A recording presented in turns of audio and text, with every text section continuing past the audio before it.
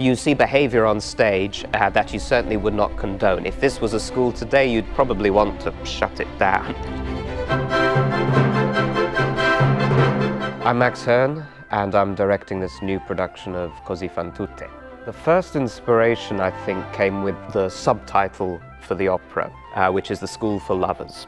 The opera is about 4 young people who experience this mad, action-packed day where they experiment with their identities and their relationships with each other. And it reminded me very much of school.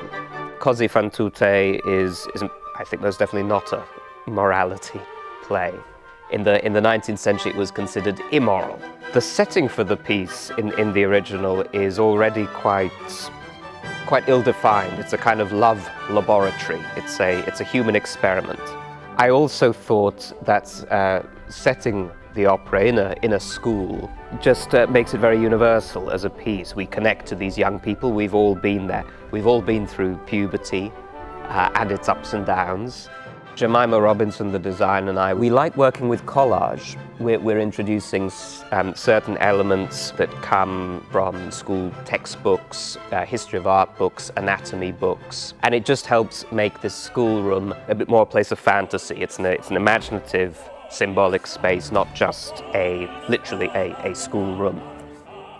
It's been funny in rehearsal. We've gone down memory lane, and it's funny how you just switch back into how you were or how you acted.